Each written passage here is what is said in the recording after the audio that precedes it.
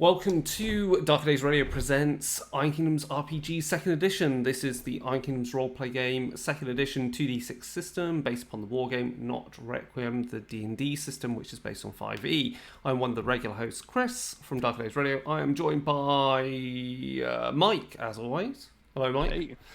We are joined by John. Hello. You'll notice that we are 3 players down this weekend, and we did not want to delay any more gaming, so we have new special guest. We have James, one of our frequent guests, our guest hosts on Darker Days Radio. Yeah. Hey everybody, nice to Hey meet you. James. So last time, the Finch investigations had delved into the sewers beneath the city of Corvus, looking for evidence of where this clawed killer, who they now believe has some mechanico-pneumatic arm, and they ran into a lot of trouble. They ran into some gatormen, albino gatormen that live in the sewers underneath Corvus, leading to quite the brutal fight.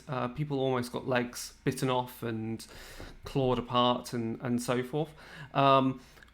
Previously, Zacharias, before that fight, we had to write out, so got flushed away by slipped into the sewer and got flushed out into the bay. Too. Jeez. Since what will happen is we will pick up there where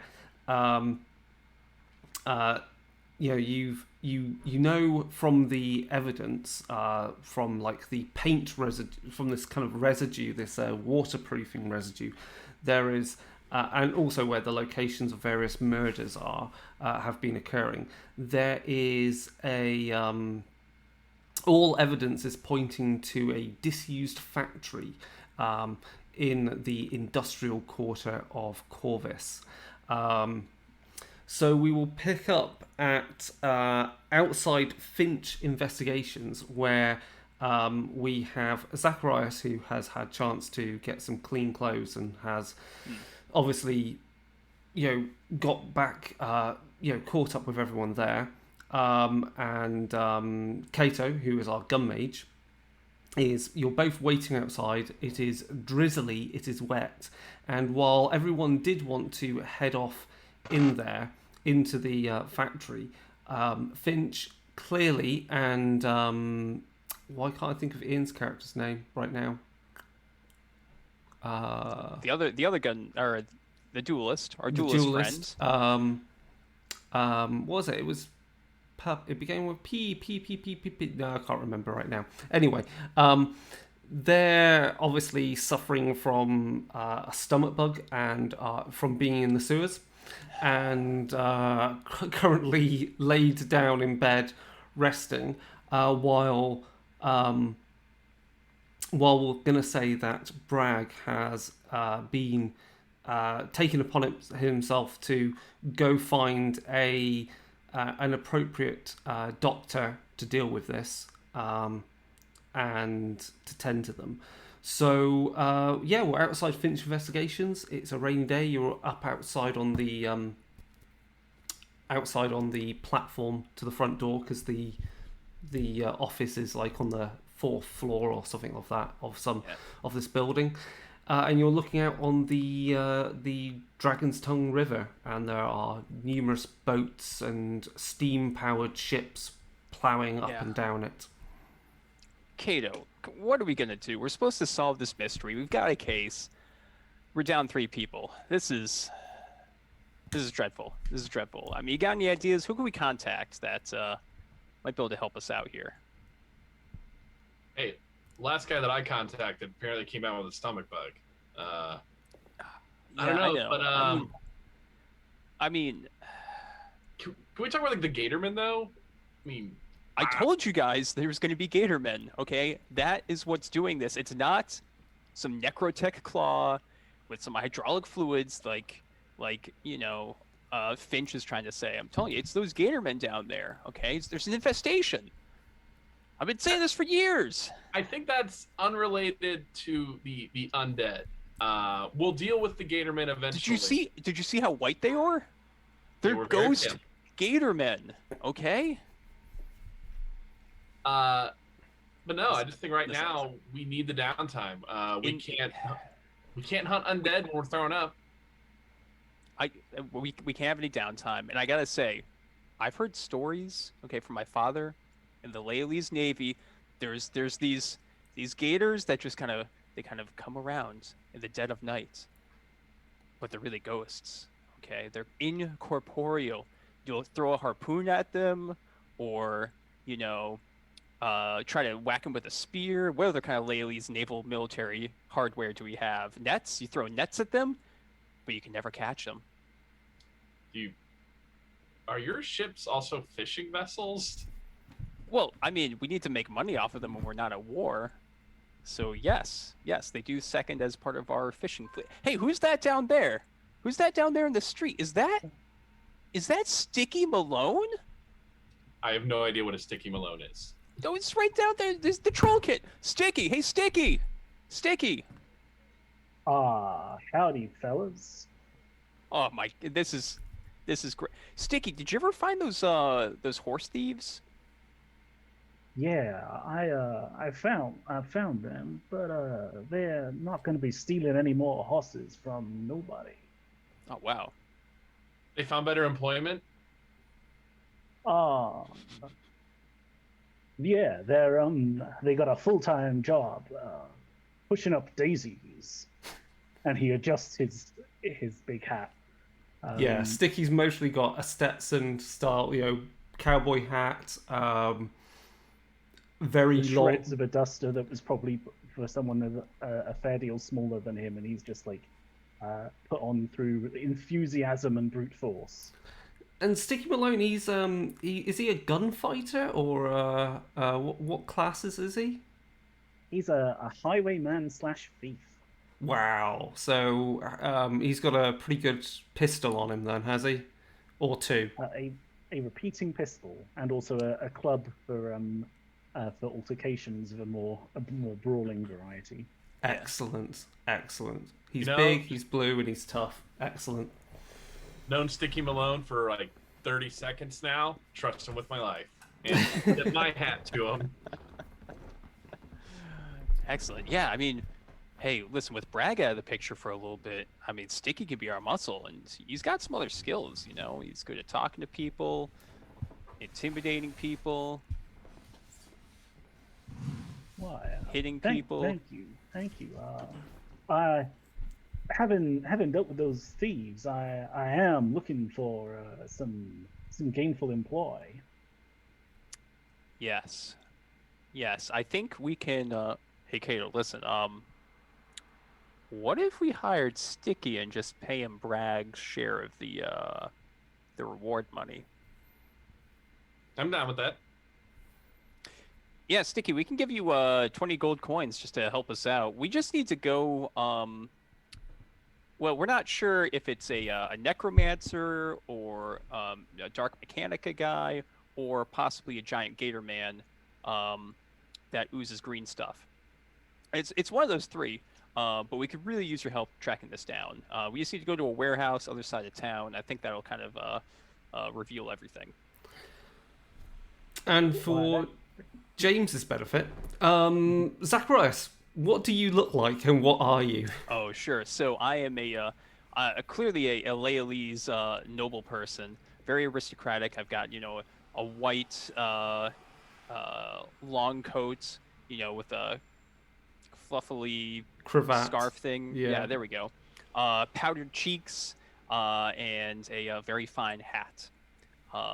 So you know that Zacharias is definitely a noble person, but also seems to have a lot of connections in the area and schmoozes with a lot of people from all different nations.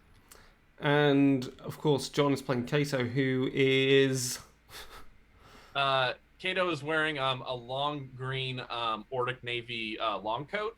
And he's got like bicorn on top of his head, it's worn like the long ways. But you can clearly see that on his hip he has two Magelock pistols, and kind of looks more than a little bit like Indiana Jones. So you get kind of like very much like an Indiana Jones vibe from him. Excellent. Does Sticky have any other questions?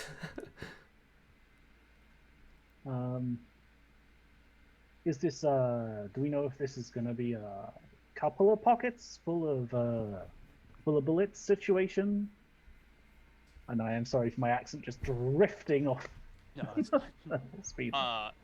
Listen, Sticky. I got flushed out of the sewers, but Kato here just took on how many Gator men in the sewers? Like 5, 6, 20? No, I don't want to exaggerate. It was at least a dozen. And I had some help. I mean, Brad got like a few, and then I handled the rest. But yeah, no, there was about a dozen Gatormen in the sewers. Yeah, Very, very mean. I'd say a bandolier of bullets if you can. I think that would work. Yes, that seems very appropriate. And he shakes his duster, and the pockets go ding ding ding ding. Just full of bullets. All right, excellent. I'm feeling good about this. Okay, Kato, you know where this warehouse is. Should we just go over there, check it out, see what we can find? Well, now that we've got Sticky with us, I think that let's go. All right. Right. You set off through the heaving streets of Corvus. It's already getting late in the day though, because you had set off into the sewers earlier in the day, but with people getting ill and having to deal with them, they were vomiting as you were dragging them back to the office. You've lost a lot of light, and even though the sun is setting upon Corvus, the factories are still, thrumming with activity. There are workers, stevedores, and roustabouts still, moving cargo and goods everywhere. It is, of course, also a really smelly part of the city. There's a lot of pollution in the air. There's plumes of multicolored clouds coming out of some of the places, because obviously they are alchemical works which are owned by the Order of the Golden Crucible. There is a smell of processed fish in canneries. There is also the pungent smell of oil being processed. It's pretty foul, and the streets are kind of, they're cobbled, but they're grotty. There is piles of rubbish outside some of these factories, and you round the corner, and before you is this large, intimidating building. The windows broken or boarded up, and there is no signs of industry taking place within. So all boarded up. The streets outside. We'll be able to tell if there's been any like wagon traffic or foot traffic. It'll be a combination of both, because obviously there'll be wagons, or it'll be steam jacks, or pulling wagons, or it will be footfall from workers going to and from the factories where they work. I'm just gonna look at the two of them and be like, might be best if we give it a little look-see, just kind of survey around it. And then a factory like this, it's got to have like, a way for coal to get into it. So if like the doors are all boarded up, maybe the coal chute, or the place where coal gets loaded into the building, maybe that place is open. Sure. Yeah, I think that's a great idea. And I'm gonna try to be sneaky. That's a word. Sneaky. Okay. So that's 2d6 plus your stealth rating. Come on, we need a good one. All right, that is a good roll. That is a 17. Oh, don't worry. Zacharias is coming up right behind you. Let's see if he steps on a twig or a rat. Falls in the mud. Oh, it's a terrible roll. Actually, it's a 12. That's pretty good. Not too bad. I guess I need to follow up on that one. Hey, if you want to stick with the team, Sticky. So that is a what did I get? I got a 12. You've also got a 12. Good. Okay. Yeah. Right. So you circle around the building a bit, going down the alleyway, and then on one side of the building there is the hopper where they would, which is large enough for an ogren even to tumble down through it, where they obviously would have back in the day poured lots and lots of the coal and other fuel down there. You I guess Sticky, it would be fairly easy work for you with your big meaty trollkin hands to lift up the creaking metal lid of this hopper, and obviously your fingers are left caked in soot from the coal. It's empty in there as far as you can see, so you could definitely enter the factory that way.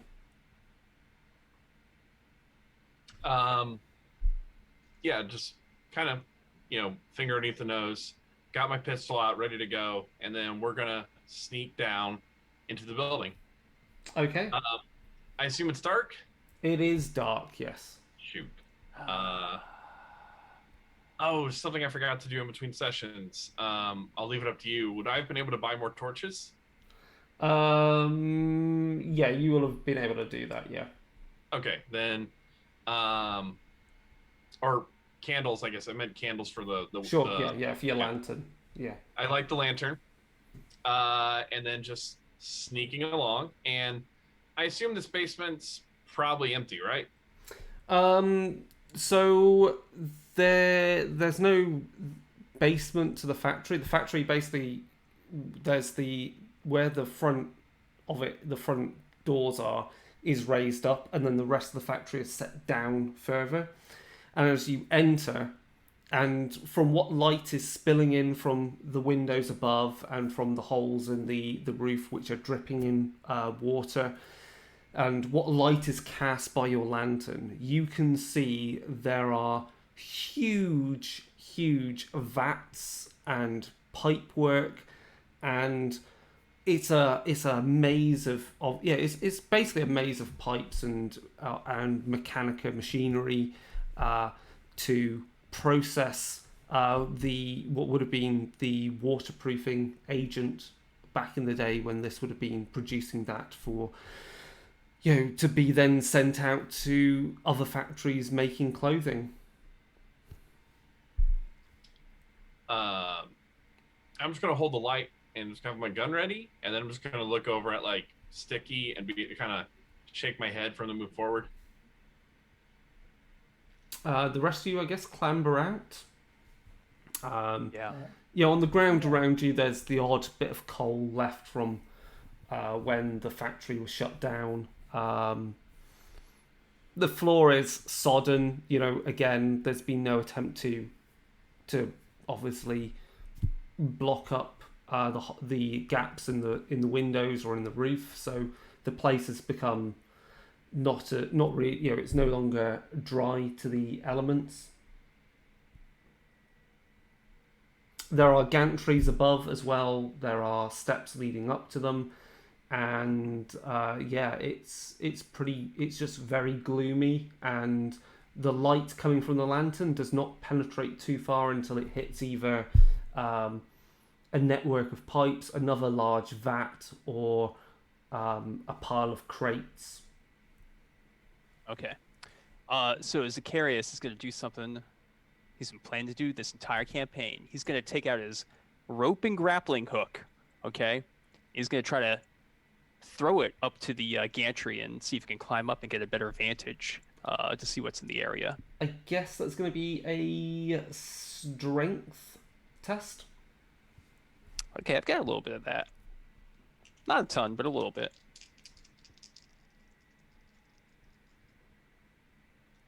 That would be a 13. So the small hook, you fling it up, it catches on the side of the gantry. There's a little bit of a creak, the gantry, the railings are clearly rusted up. Sticky. If I start to fall, you gotta catch me, okay? I'll do my best. All right, thanks, partner. You clamber up, and you're now a good. I would say you're mostly a good 12 foot up, maybe Okay. more.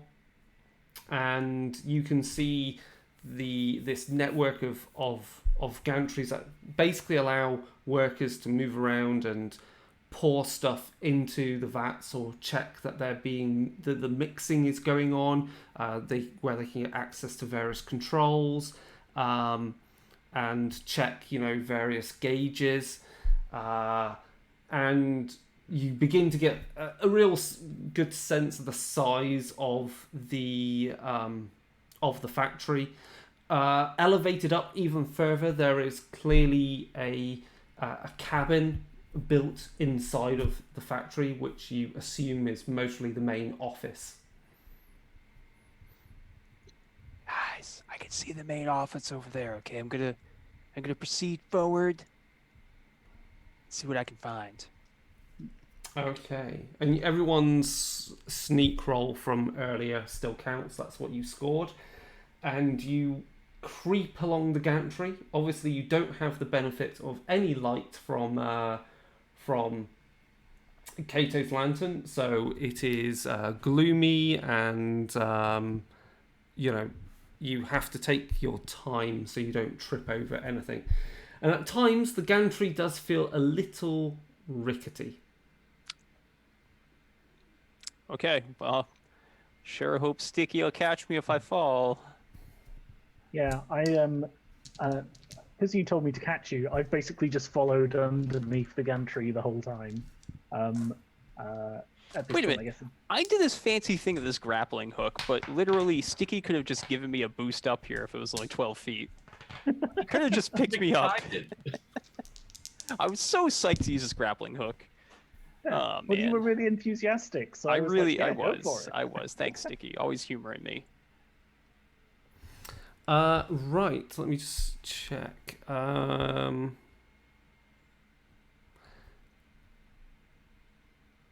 Everyone can make a perception roll. Sorry, detect roll. Ooh, I got nothing good. Ugh. I rocked it. I got 11. That is Okay. a 16. Okay, good. Okay, how's this gonna work? Okay, so where's Cato heading? Kato is next to Sticky, and Kato is doing his best to provide a light for Sticky, but also like trying to look as 360 as possible. Okay. And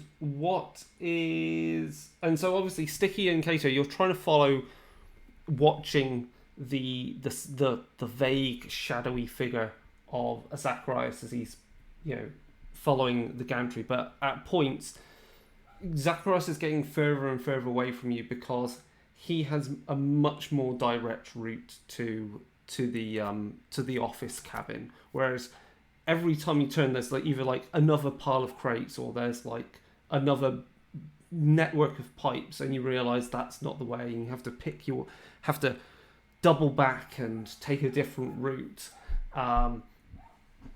And what was everyone's detection rolls? What do they get? So you said 16. I got 8. 11. 11? 8. Okay, good. Chris is like, good. Zacharias is falling right into the trap. Doesn't know what's gonna happen. Yes. Cato, from you are now, you're far enough away. You're basically effectively, we're going to say, long range on your pistols. Okay, so it's that kind of distance, and you look up as you pass another vat, and for once you get a good clear line of sight of watching Zacharias sneaking along the gantry, and there's someone right behind him. Oh, but I don't know who it is. And that's at which point we get to do a backstab strike against I Zacharias. hesitated. Ooh. Oh, no. Okay, so what's Zacharias's defense? Not that great. Hold on a second. Let me find it. 12. Your defense is 12. Okay, so let's see, melee attack rating. What have we got here? Okay, that's good because it's to your back. Oh, that's nice. That's never what you want to hear the person Yes. running the session saying. Okay, I'm just trying to check all the fun that he has. Okay, cool. I'm just rolling to hit. Oh no. So that's definitely a hit.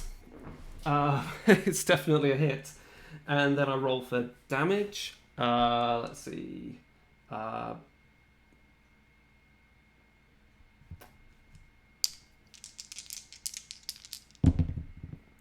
Mike, you are taking, let's see, 10 plus, that's 15, 8, that's 18, 19, 20, and 20 minus when my he armor. hits a so it's- target with a melee attack, but the damage roll, okay, so it's exceeded your armor, hasn't it?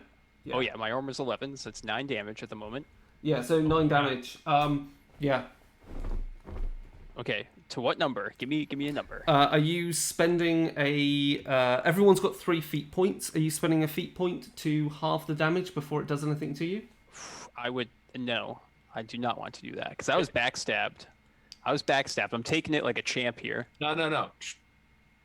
Feels Taking it like like you should. Taking it like a champ. This is going to be a very short adventure, it feels, if you don't. Nope. I choose not to. Hit me with your worst, Chris. Hits He you in the hit us 6. with You his take words. 9 damage to your 6. Okay, so that exceeds my 6. How does it spill over? Does it go to like? So it spills 1 into after? 1, yeah, and then spills into 2, yeah.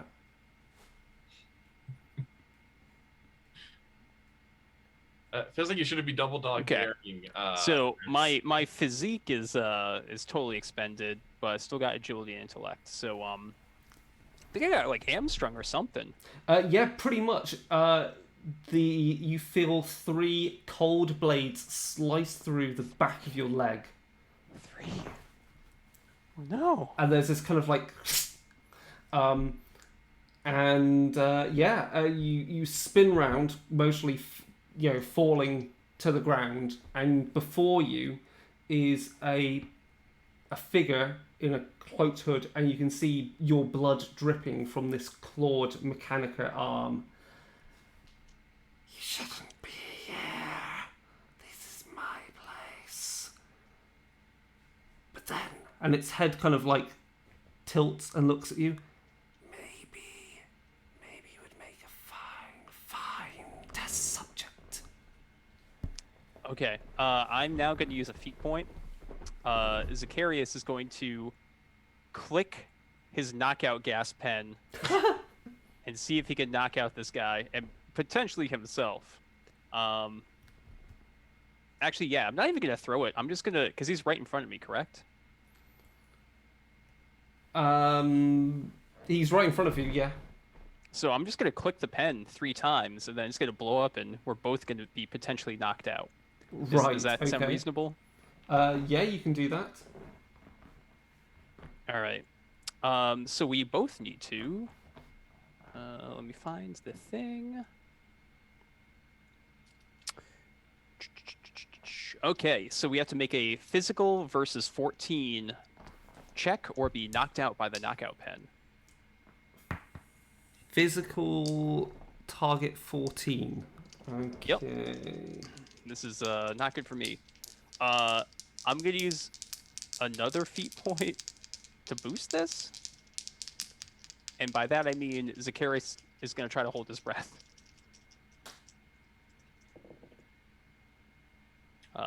Zacharias just barely does successfully hold his breath. Yes, and same here. As you chuck the small gas pen, you don't chuck it, you click it and just drop it Yeah. at your feet, and a plume of smoke erupts in front of you.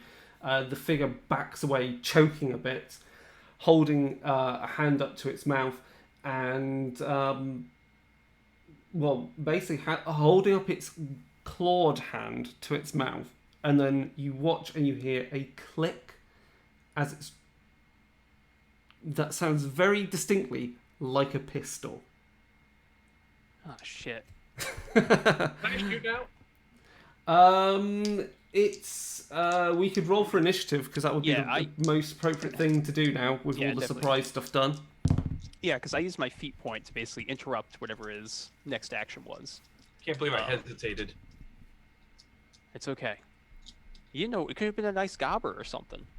It could have been an could've orphan, been- and then Could have been Kato just would be known as- he could have been there to just give me a treat or a back Kato- massage. Kato Orphan Killer is not the name that I really want.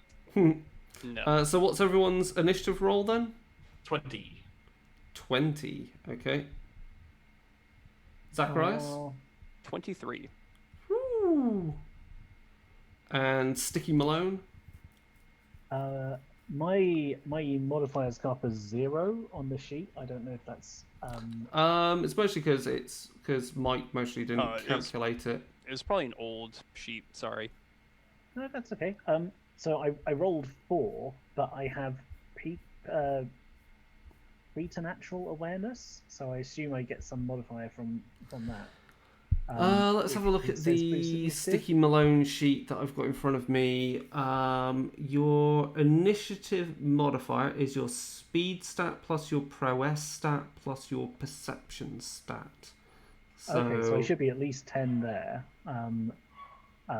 from speed and prowess. Yep. Perception. 3 from perception, so I'm 13. Preternatural awareness, whatever that does, plus my awful boosted 4 that I rolled. boosted initiative check, no enemy backstrike. So you get to roll for every d6 and add that. Nice. Hey, it's another 1. Wow, two ones in that initiative roll. Oof. 18 altogether. Okay. Zacharias, you get to act first. I'm in a bad spot right here. So I can move and act. If we had this all up with the miniatures and stuff, would you get an attack of opportunity at me if I tried to like crawl away, like back up on the ground on the If gantry? you no, because I think to move away from what he would have done after he attacked is done his sidestep, which is that he would have moved 2 inches away from you. Okay. Still in a really bad spot here. So you're not in melee range, so he's not going. So you don't get. He doesn't get a free strike against you. Ooh, I could do something I saw in a Highlander movie. Okay. I can take my sword out and try to hit the rusty gantry and see if I can get it to fall over. This is a terrible idea. I'm not going to do it. Never mind. If Sticky were up here, though, he could do that. Zacharias is going to just back up and pull out his pistol and try to shoot this guy. Okay, yeah, that's cool. All right. So I'm crawling back in the gantry, pull out the pistol. Got it on my character sheet. And And because then you're go- quite close, you know, darkness isn't affecting you on this, so there's no bonus on defense. He doesn't count as being in cover against you because you're. Right. He's literally right in front of you. Yeah, and I got a just an 11 with the pistol attack Okay. against his defense. Oh wow, that's your total. So Yeah, the correct. shot misses. It, zips past him, slamming into the stone behind somewhere. Yeah. And Zacharias shouts out, Kato, he's up here. The Gatorman's up here. He's going to shoot with his pistol. He's not using his mechanical claw. So again, your defense, Mike, is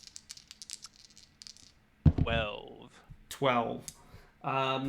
So that's definitely a hit, Nice. critical hit, but that means nothing for him. And then I rolled to see the damage, which is 2d6 plus the power. He does a total of 18 to your 4.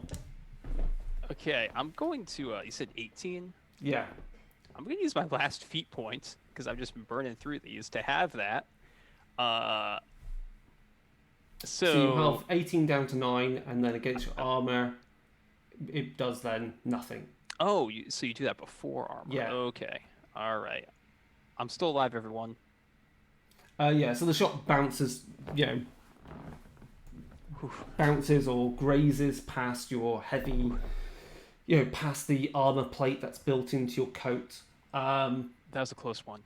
Obviously, that brief shot, illuminates the fight going on. And Kato, you've got a chance. You can take a shot. This thing is standing on like a walkway up there. Yeah. Okay, it's about to get really loud and really bright for a half a second. I'm going to be shooting at this thing with my mage lock, with accuracy, brutal, and thunderbolt. So I'm with hope. I'm going to be knocking this thing off of that walkway. Yep, I'm going to count that it's still got +2 defense because you know roughly where it is because it fired a shot, but it's dark. So defense is 19 that you're up against. All right, so 3d6. Man, I need a 12 to hit it. We can do this. We can do this. This is crazy. This is crazy. This is crazy. Oh, come on. No. Gosh, it's all up to Sticky. Sticky, you gotta save us. Do you want to If spend a it feat was- point to re-roll? Can I reroll one die or all of them? I think you can re-roll all of them. Okay, we're gonna do that. I was short by 2, so I'm gonna reroll these 2 underperformers. Or it has to be all of them, doesn't it? Yeah, I think it's a full reroll. It's a full re-roll, yeah. I'll take it. Kind of wanted that 6, but I'll take it. All right, we can do this. We have to save Zinfandel, the pride of the Lely's Navy. Oh, well, thanks. 19. Barely. So it's straight on. It's bang on the dot on the defense. The shot It's a crit. fires. It's a crit. So what's that doing? It moves it D3 inches, or I forget how many feet that is in the system. It's going to be off the gantry basically at this rate. Yeah. So you're firing a shot that runes begin appearing around your magelock pistol, glowing, illuminating the area. Sticky, you're watching the first you've mostly not seen too often a magelock up close like this, as the entire metal of the barrel has runes upon it that begin to blaze with this blue light. And when the shot is fired, it's not just a single pistol shot. It is actually a lightning blast that comes out of the pistol and slams into the shadowy figure. Obviously, with it, there is the crash of thunder, and you've hit. How much damage is it doing? Should roll that. 3d6 plus 10 because of brutal. Yeah. That is not bad. That is 20. 20. Okay, and roll d6 to which area? To his 6. He should use a feat point. Bad guy should use a feat point. He should if he had them. Oh, okay. It was worth a shot. I'm just trying to help out the dungeon master here, game master. Hold on. 1, 2, 3, 4. Zinfandel's working for the other side. 8, 9, 10. He's a Okay. spy. You never know. So you've taken out his physical, so that means he's at like -1 die on attack and damage rolls. Or is it damage? Is it just damage rolls? I think it's just damage rolls, isn't it? Physical, it's -2 to strength. Oh, Yeah. -2 to strength. Okay, that's it. It's not Yep. actually -2 to the minus dice. It's -2 to the strength. That's right. Okay, and yeah, with the lightning strike, slamming him against the railing, it cracks, it buckles, gives way, and you watch him cartwheel off and drop into the darkness. You hear the screeching of metal upon metal, and then nothing else. Quick action reload, and then I think that's it for me. But I'm just gonna look at Sticky and be like, "It's not dead." I was gonna say, like, as he screeches down into the darkness, I was probably gonna get my club out and run in that direction. Yeah. You know, if they're down, hit them while they're down, right? Excellent. Like That's the Sticky. fighting rules. Okay, so Sticky, you have charged off through this maze of pipes and machinery, and you are now looking around in absolute darkness in the maze of industrial mechanica with your big club, which is really just a rod of wood, very thick wood, ending in a metal, like a very large bolt that's screwed on, and you're just like stalking around, that in one hand and mostly your pistol ready in the other.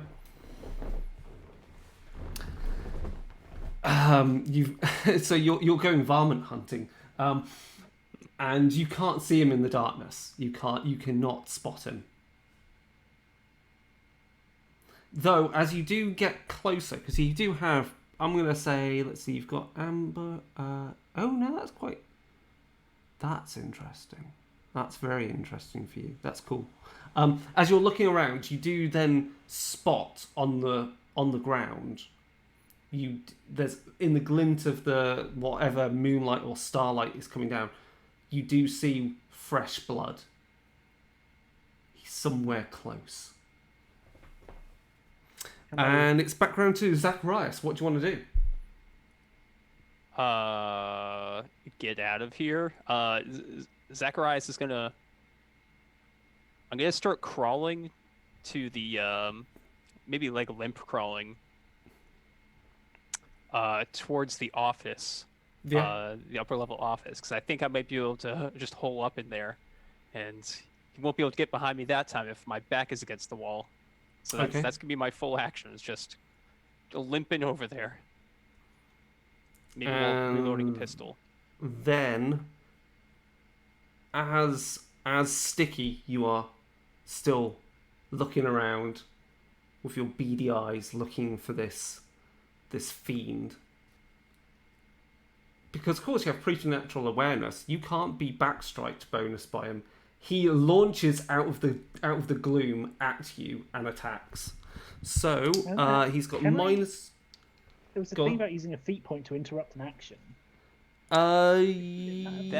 That's something that I can do with my character. It's the quick thinking Okay. feat that I have. Yeah, I don't. Let's see. You are a Trollkin. You're skilled, so no, you don't have anything to do that. But I wouldn't worry too much because you're a Trollkin. You can take the punishment quite well. Your damage capacity thing hasn't been filled in properly on there. I can always make up a card to represent it at my end. Briefly. It's your physique, which is 6. So 1, 2, 3, 4, 5, 6. And what's your agility, which is 4. 1, 2, 3, 4. So basically, James, on the damage capacity on the spiral, because it's an interactive sheet, you just need to leave open on each one of the arcs enough physical, enough agility, enough intellect dots. So you can take a lot of punishment, relatively speaking. That's sticky. I'll just have it there for my purposes for tracking for you. Okay, but yeah, the killer, launches out of the darkness at you. He gets 3d6 on the attack. That's a good hit. What's your defense, James? Your defense is your speed, agility, and perception, plus So what do we got here? a -1 Fine. for your armor, basically, there. 9, 12, 11. 11. Okay, so he's definitely hit you as you turn around. He doesn't get any bonus on the damage to you because it's not a back strike, because he never gets that bonus at you.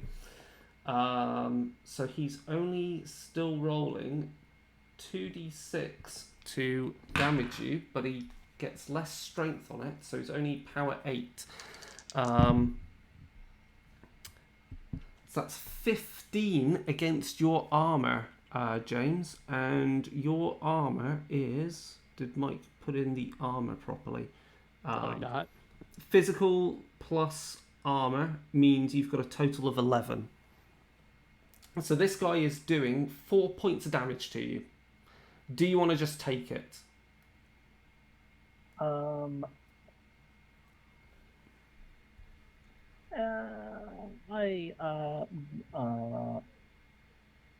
Vitality equals physique. You know what? I think I do, right? Because I've got revitalized, so I can get health back. Yeah, that's exactly right. You can get health back. So he does 4 points of damage to your 1, which is 1, 2, 3, 4, which does nothing to you. You're basically like, this claw rakes through your coat, slashing across your chest, ruining a very nice shirt that you have, oozing blood from your blue skin, and he gets to make an additional attack, which he will do because he has the ability to do that. So he's going to try and strike you again, and completely misses, which now means Oh, I have a thing. If he misses, it basically means you can move up or move away from him. So it's up to you whether you want to move away from him and take a shot, or do you want to just stay there and pummel him with your club? I think I'm better at smacking folks than I am at shooting. If I look at the... That's correct. Okay. So yeah, you can attack him for your action then. But it would be Kato next before that happening. Kato, you don't have a line of sight, so you're going to have to run after Sticky, I guess. That's what I'm doing, where I'm just going to move, and in my move action, do I come up to where they're at? Pretty much. You find them, and your lantern illuminates them within the network, the mess of pipes there and the vats, and it's very tightly confined. And Sticky, with that illumination, it's now much easier for you to see your target, your enemy, and you see that he's got stitching up his body, he's got various scars across his flesh because he's just got this coat on and a pair of trousers, and this cruel Mechanica arm which has got pistons and hissing with pneumatic steam and oil. And yeah, you can swing your club at him. So that is 2d6 plus your melee attack rating, which would be your hand weapon rating, which is 5 plus 2. So that is a total of 7. Do you want to boost your to hit roll with this? They look squirrely, right? Considering they backflipped off this thing, they're probably a bit... Yep, so you can spend a feat point and gain an extra d6 to try and strike the target. Yeah, let's do that. Oh, there we go. So 7 plus what have we got here? 13. So 20. So that's a hit. And you can roll damage. What's your? Did you get a critical on the hit? Did you roll a double? Yeah, 2 4s and a 5. Oh wow, that's good. So you could actually um, have the chance of knocking him out as well. So let's do the damage. So roll 2d6 plus the power plus strength of 7. Oh, that's not great. So I got 12. Okay, so you just do 2 points of damage to him. Roll. I'll roll a d6 and see where it's done. It's done to the 6, which means it goes straight through. His agility is knocked out, and then he has to make a willpower test versus strength Plus 9. So your strength plus 9 is a total of 14, and his willpower is 10. But that's going to have a -2 to it because no, he doesn't have -2. That's his agility. So I need to roll a 4 or more on these 2d6, or else he's knocked out. No, he's still got his head. Even though you've bashed him around the skull, he is still standing, blood streaming down from his from the gash in the side of his temple. And Kato, you're right. You still have an attack. I guess you could have held it just to see what would happen, as this big burly Sticky Malone was clouting him around the head. I guess you take a shot. Yeah. So I'm going to use Black Penny so that I don't hit Sticky. Yeah. And I'm going to use the other spells I used before. So here we go. That is a 21 to hit. That's definitely a hit. All right. I think I got this guy. Here we go. Come on, it's not whiff again. We can do the damage. We can do the damage. We can do the damage. That's not bad. That's a 21. Yeah, the shot crackles and slams into him, and basically smashes him up against the side of a vat. The vat's cracks open and dented by his body, and he flops down unconscious, or more than likely dead. More than likely dead again. Yeah. Yeah. So I'm gonna reload, and then I'm gonna walk up to it, holding the lantern over it, and gun close to its face, kind of move back the hood with the barrel. What does he see? You see, he looks completely human, but he's got various scars. He has, from the shot that you fired, it blasted away part of his cloak. On one of his arms, on the side, it has a tattoo which marks him out as having served in the Signaran military. My God. Yeah, And as you're looking over this, Zacharias, as you get to the door of the cabin, to the office, you hear another crackle of lightning, and you look over, and you just watch the network of the passageway, the way you get through around the pipes and the machinery. You just watch that briefly illuminate, and you're looking down, you just see it light up briefly and then dissipate. As you open the door to the cabin, what you find within is essentially a gruesome... the best way to describe would be an autopsy room. There is someone currently strapped to a table with something stuffed in their mouth. They are alive, and you can hear their muffled cries for help.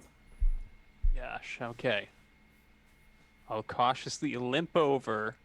Are they strapped down? They can't attack me. They can't do right? anything. No. Around you, Okay. there is an array of tools and medical implements, and the table itself and the floor around you is pretty gross, with obviously various bodily fluids and viscera. Ooh, okay. Well, I'll take the gag out of this individual's mouth. Is it a woman? Is it like a prostitute? It's a man. I think that's what we're. Oh, Yeah. okay. Well, it could be a man prostitute. Um, Zacharias doesn't ask that to the individual. Are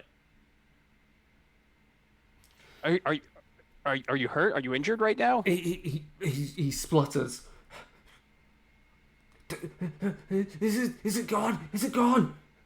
I think so. I got my two friends with me. And I think they got it. Was he alone? Was there anyone else here? Were there Gator men? Just him. He was. He said he was gonna open me up and see how I worked.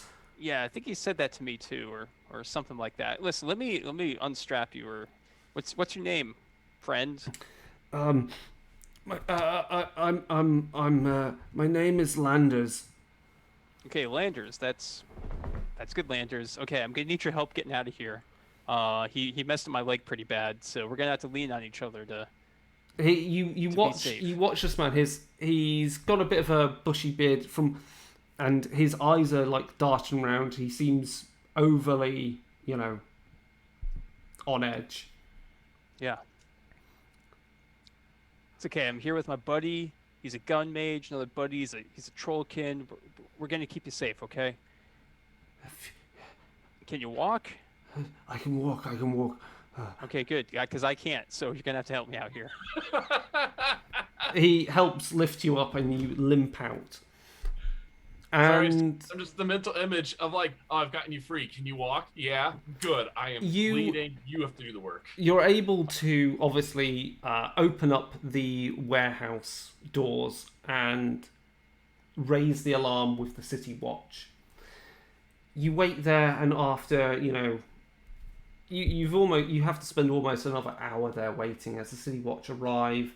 The I body always do this. the body is brought out on a gurney, and the captain of the city watch is obviously taking down everything that you witnessed. He explains that the man you rescued was also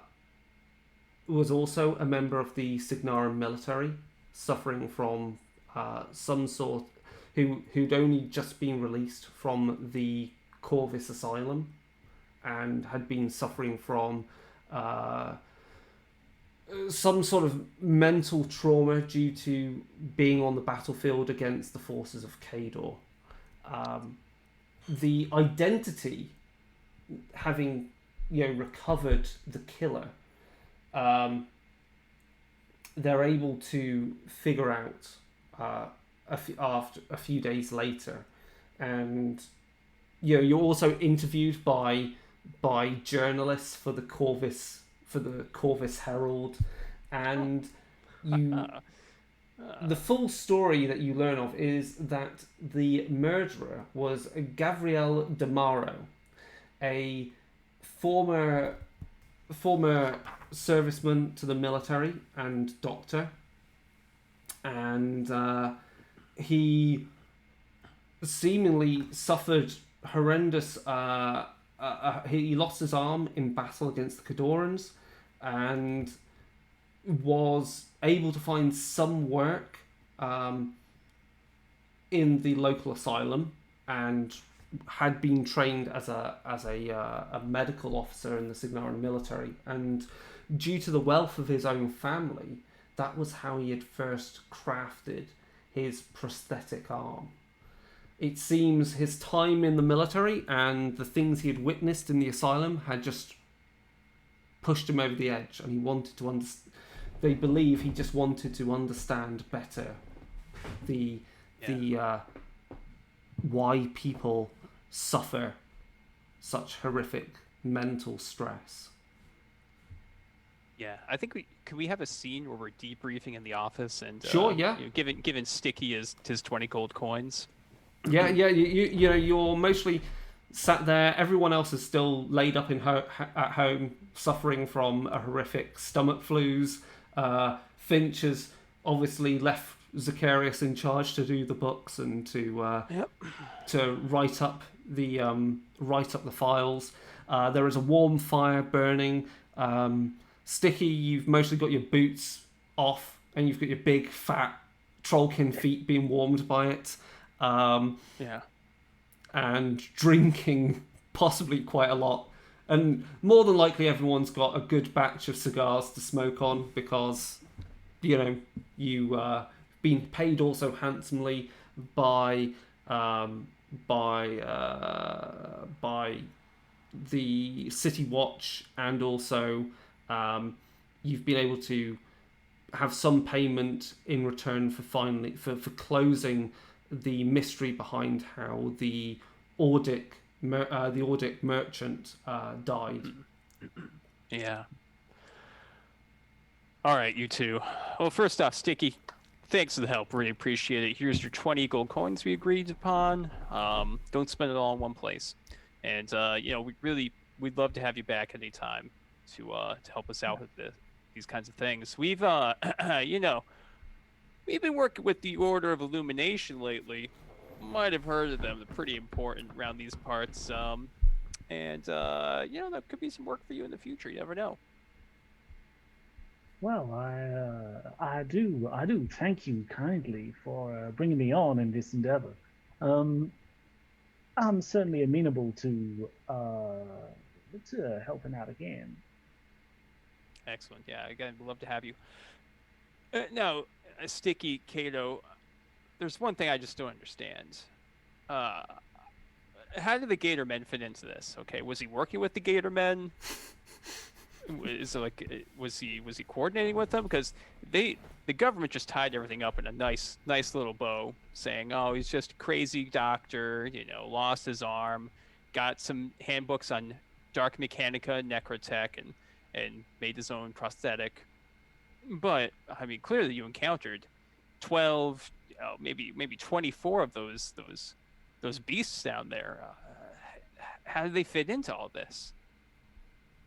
Well, it's possible that he was using them to dispose of the evidence. I mean, they look like they could eat anything. And I've seen a gator rip off a guy's hand. And I'm thinking that he knew that they were down there and they just tidied things up for him.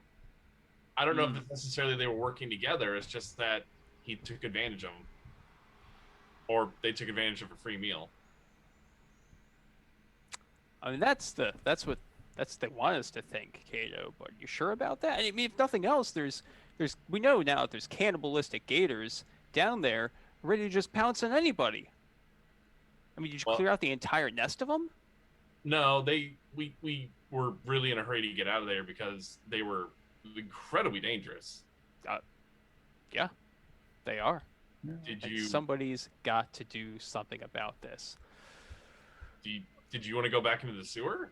Well, I mean, someone else has got to do something about this, is what I'm saying. Maybe they should hire an investigator. Well, no, we've already investigated. We've already investigated. We know they're down there. Someone else got to do it. Send some trenchers down there. Like, what else do they have to do? I feel like they need to get a better investigator than us because the last people investigating that were a bunch of crocs. True. All right, good. Well, I'm glad we got this all done, and still quite curious about all this. Sticky. Oh my gosh, I didn't even been thumbing through the most recent case file of the group and their journey all the way down to the city of Highgate, a port city, and their return on a boat, and their encounter with undead crows and someone whose soul has been shifted into a steam jack. Okay, because obviously Finch said don't let Sticky read the case files, and Sticky has clearly started reading stuff which he wasn't meant to. And you recognise a name that was written down in there. A place called Satsiana outside Volkovar. Volkovar, you've been in that area north of Ord, just inside the kingdom of Kador, because obviously you've travelled far and wide. You've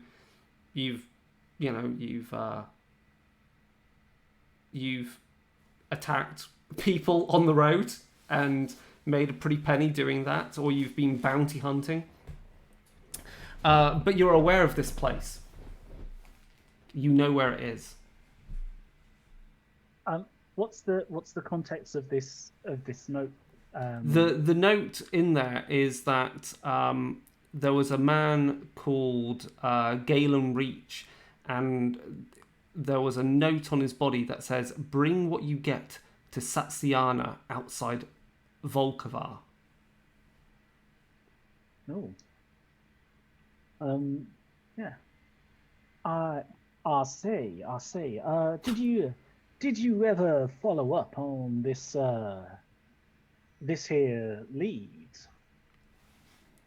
And I point with the finger that pretty much obscures a lot of the page that I'm pointing to. Yeah, pretty much. We've been trying, but we've been running into a lot of dead ends lately. But it was on our to-do list to get to it eventually. Why? Do you know of it? Yeah, I happen to have been there before on business I don't really want to discuss. Okay, I mean, yeah, we're not going to pry into anything, but the people that are talking about meeting there, they're dangerous folk, and I'm sure the Order of Illumination, also known as the local money bags, would be really grateful for any information that you can give to them about it, or that we as a group can give to them. So we can definitely make a meet, and if we can get some more information about this, location and anything else going on, maybe they can send some intrepid investigators, and maybe the Signar army out there. Like, how about that? Special forces can go. Well, I mean, we're kind of special. I mean, I'm assuming they're just going to send us because we seem to be their lapdogs. But we should say, hey, why don't you send a military unit out there because this is so serious? Oh, don't they have like some inquisitors or something in the Church of Morrow? Maybe some. Well, you saw what happened to the last lot they sent out to deal with something. Yeah, they seem a lot more badass than us, but they got killed pretty fast. Anyway, yeah, let's go to was it Father Dumas? Is he the Yeah, at the Corvus Cathedral. Yeah. Let's just roll up. Wow, yeah. We don't need an appointment. We got our badges and everything. We can just show up. Wait, when do we get badges? It doesn't matter. No, we can do that. And then we don't really have any other leads to present them, though. And so we will cut to. It is a cold road upon which you are riding along on horseback. I imagine Sticky is mostly riding on either what is the equivalent of a Shire horse or possibly even a bison, because that's what Trollkin ride. Yo, yeah, he's riding a buffalo. That's He's awesome. riding a That's buffalo. really cool. And it is it's not too cold, but you clearly can see the difference of what life is like in the kingdom of Kador. And the sun is setting as you are approaching a local village in the region of Volkovar. And you've been all trying to find this particular place. So the others are also out on the roads investigating other smaller, villages, hamlets, whatever. The trees around you, it's autumn, and the leaves are dropping off them. It's a bit, it's frigid on the ground. There is steam rising up from the buffalo's nostrils as it carries its heavy rider, And you are weather beaten. And ahead of you is small coaching inn and stables. And they stand by the side of the road in the long twilight shadows of the neighbouring woods. A weathered sign identifies this inn. And your eyes grow wide. Satizyana Inn. As you approach, you hear the crack of gunshot, and a thin old man bursts from the inn's main door, pursued by long-haired, bearded thug armed with a pistol. The old man looks in your direction and cries out for help, running in your direction. "I'm being robbed! I'm being robbed!"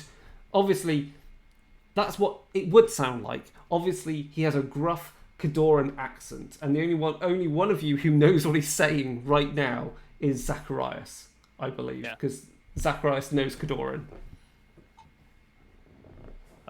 He says he's being robbed. I mean, looks like there's some ruffians. Guys want to do something about this, or just see how it plays out? You know, I can't stand a thug. And I'm just gonna open up my coat slightly, and just kind of pat the mage lock in that thug's direction.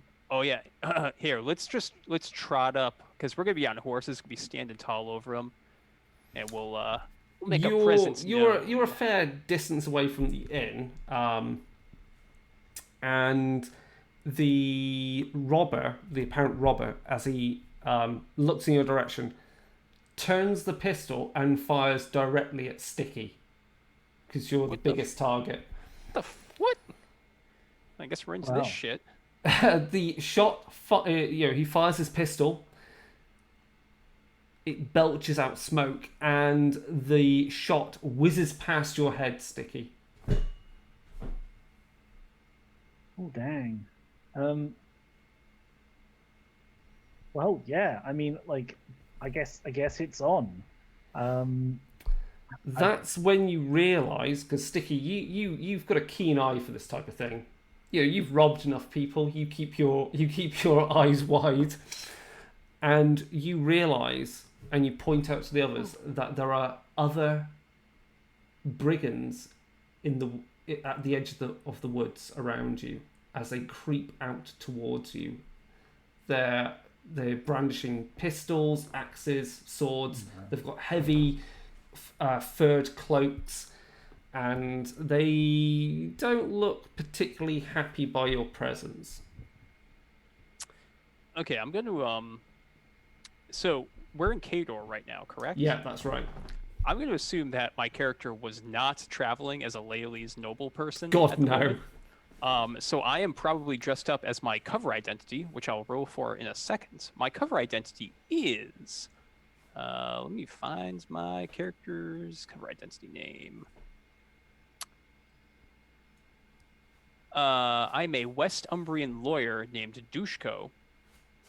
Excellent. So I'm dressed pretty nice, but West Umbrian, so I can speak Cadoran and kind of that West Umbrian dialect.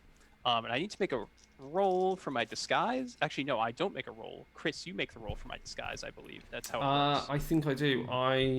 It's boosted because it's my cover identity for 3d6. Okay, let me have a look for that.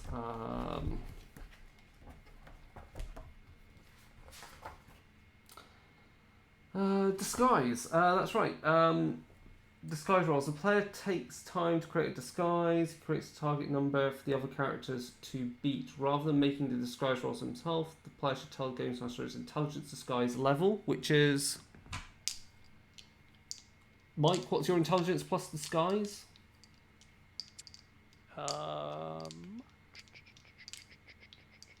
7. 7. And you're making you would have made a... This is an elaborate disguise that you've had plenty of time to prepare. So you get +2 to this as well. And it's created from Plentiful, and you get further +2 because it's from all the stuff you've got. Actually, I'll say it's +4 because you've got everything for it. This is your cover identity. I spent a lot of money on this costume. So you get a total of 10 on the roll. Well, you don't need to tell me. I don't know. I don't know how good my disguise is. It's high enough. Yeah. I'm pretty confident about it. And before we get into the fighting, or however this is going to be resolved, I Yeah. think is a perfect time to hit our halfway point. So we're going to have a break for about 15 minutes, and then we'll be back to resolve the rest of this this part of this scenario, which is actually part one of Undeath in Metal, the actual true part one of the Immortality campaign. So yeah, we've had quite a bit of a winding way through it. We're not going to get through all of Immortality in our stream game. We're going to be doing this story, and then we're going to have a break because we're going to run some other stuff in future. But we will hopefully come back to Iron Kingdoms in some form, whether it's this or maybe some other form. We will see. So goodbye for now. We'll be back in 15 minutes. Let me See you just soon. put us on the break.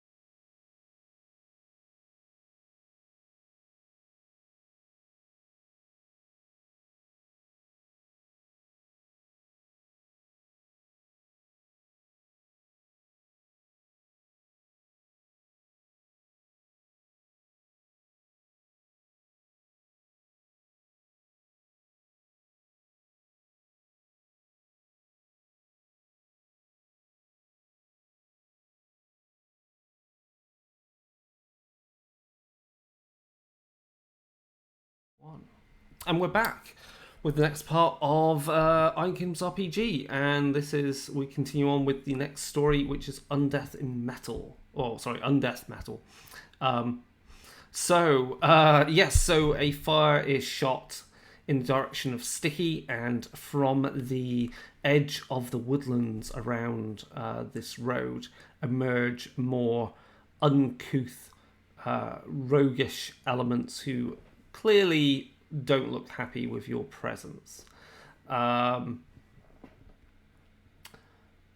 Let's see then. So before you, you're on the road. Before you, there is a babbling kind of stream going across the road, and then as you head up the road, there is obviously this poor innkeeper who's being chased out from his inn by one of these brigands, and then around you, ahead of you, are some more brigands. Right. Yeah, I mean, so we know this is an innkeeper then. It's pretty obvious that it's just being attacked and we just got shot at. Yeah, like they've shot at us, so Yeah, I don't think there's really a diplomatic solution here. What do you think, Sticky? We're just sitting here. Sticky, what do you think? Should we just beat him up? if these are brigands, they may well have their spoils on them. We could lighten their load. I don't think they can have that much, but this is more your territory than mine. All right, let's just rough them up. All right, Kato, can you just start blasting them away? Pew, pew, pew. Already got my gun out.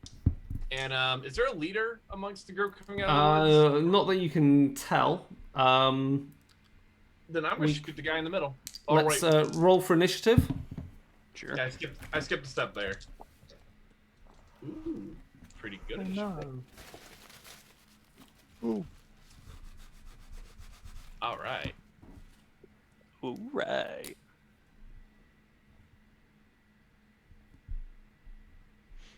This is when Zinfandel reveals he was working with the brigands the whole time.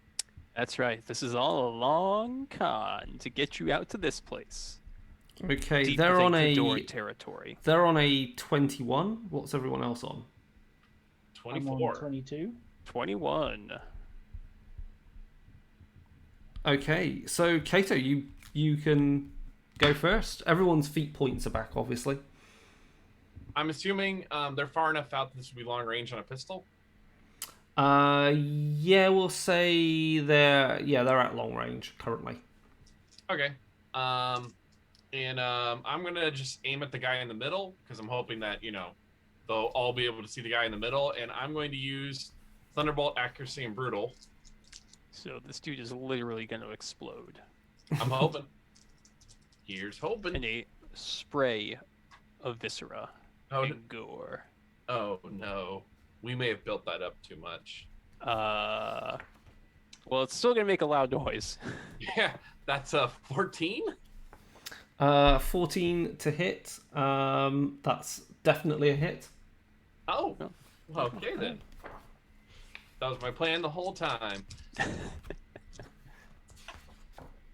Yeah, he's exploded.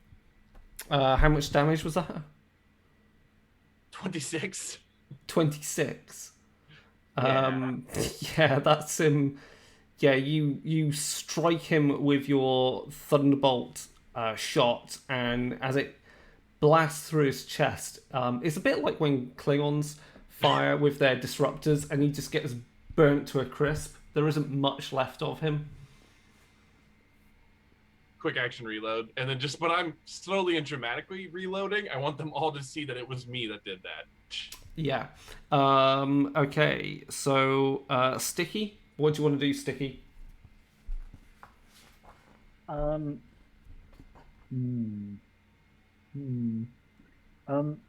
all on our various mounts, aren't we? Yeah. How far away is the innkeeper who has been harried? You could possibly. Do you have the ride skill? Actually, let's have a look.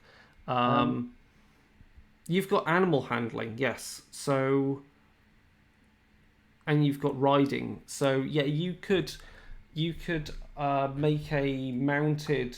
You could basically have your mount ride forward and effectively move right up to him. I don't think you've got enough skill to control it to charge them with your mount, but you could definitely. Well, what I wanted to do was if I can, because he's now on his own, and he's not got a crook near him. I was hoping to go and scoop up the tavern owner. Oh, that's good. That's definitely a good plan. Yeah. Yeah, And you could 'cause do I'm that. Let's just say you just bison, right? the So no the one's gonna bison get just away. tramples forward. The other brigands clear out of the way, and you grab you pretty easily grab the innkeeper and swing him up so he's sat behind you. And yeah, as you do that, you witness another person run out from the inn. They are dressed. They've only got like a long shirt on. They don't seem to have any trousers on or anything. They're barefoot. Their hair and beard is wet, as if they've just they must have been soaking in a bath or something. But he's armed. He's got he's got quite a impressive looking pistol, and he joins the fight and then starts and fires off a shot, and it slams one of the robbers in the back, and they keel over face first in the dirt. Zacharias then. Yeah, Zach will just turn his horse to the nearest brigand and charge at it with his dress sword, which is definitely not a cavalry weapon, but I'm sure he's had some training.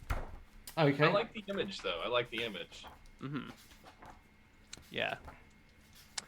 And he'll make an attack. Does this get boosted or anything because I'm mounted, or it's just regular? Let me just see. Riding. When a character takes stunt. No. I guess if I'm charging, it's boosted, right? It's boosted damage on the charge. Boosted damage on the charge. Okay. You also, I think, you do get it if you charge. You do get a booster to the attack roll as well. So yes. Okay. So the attack is a solid 15. 15 So that's a definite hit. to hit against their defense. Boosted damage with the sword. Do I skewer him? Probably. It is 15 damage. 15 So damage. maybe not. Maybe not. He's got armor and stuff, so. Yeah, you clip him with your sword, slashing across the arm. Though he spins round a bit, and he will try and swipe you with his axe. Yeah, sure. Your defense is going to be +2 because you're mounted, All right, it's gonna be 14 then. and therefore he completely misses with that attack. There's still, hold on, 1, 2, so there's about 4 other brigands. One of them's going to shoot at Kato. Oh, no. Kato's defense is 13. that is a mounted, doesn't affect range, so it's definitely a hit. Ow. And does 15 damage total. I'm gonna spend a feat point to half that. Okay. So that's it round up, right? Yeah, so it does nothing to you because your armor's greater than 7. Well, Mhm. greater than 8. And then another one's going to shoot at Sticky. And Sticky's defense. Mine is 11. 11, so that's definitely a hit. And then the damage is a 20. Remember, all your health is back to normal as well, Sticky. Yeah, can I spend a thing to half that? You can spend a feat point to halve it, so that's then 10, which your armor therefore blocks, because you've got armor 11. I believe you've got armor 11. Oh yeah. My I was like, oh my gosh, I've only got 5 on here. That's the armor modifier. I've got physics 6. Yeah, So so you've got armor 11, so it's the shot just barely scratches you. So that's 2. The one that's attacked back, that's 3. There's one more that's going to shoot, and he's going to again take a shot at. He's going to take a shot at the Trollkin because you charge through the lines. You're a big target, and completely misses. And it's background so everyone can do stuff. The man who ran out in just a shirt reloads his pistol, takes shot, and kills another one of the brigands. And actually, even before that, they're gonna start breaking. They start running for the woods. So, if you want to take pot shots at them as they flee, I do. Yeah, I think we'll chase them. But then we can't really follow them into the woods very effectively on our horses, No. so they'll probably get away. But we'll take out as many of them as we can. It's not about so much killing them; it's just making sure that they don't pull this again. Mm-hmm.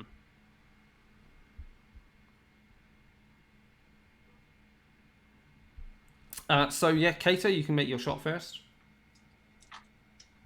That is a 19. That's a definite hit. Uh-oh. That is only a 16 total damage. So you clip him, and the blast flings him into a tree as he's running away, and he gets crushed against it.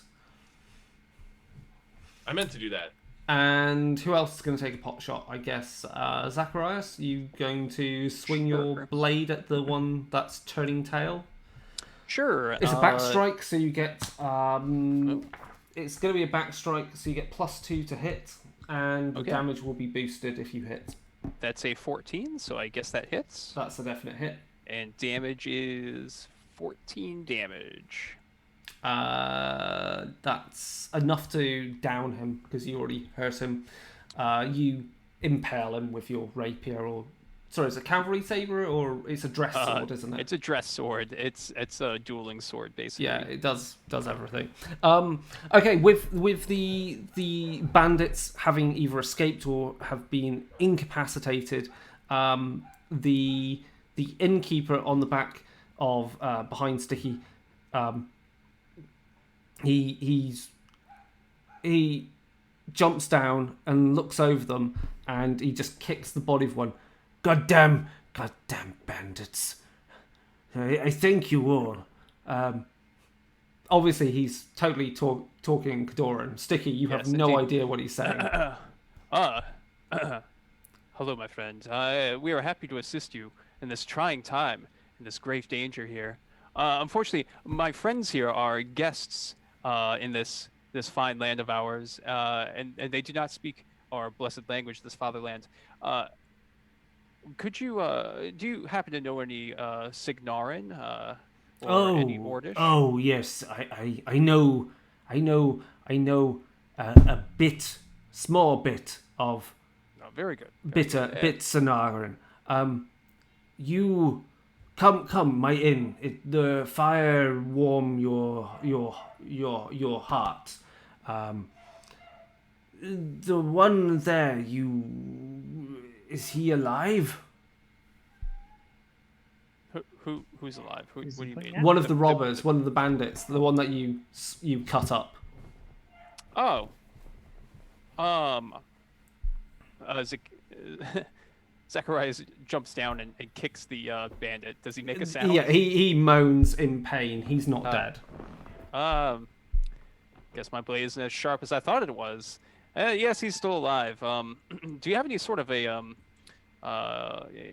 constable here that may, or a county sheriff, if you will, that may want to question him?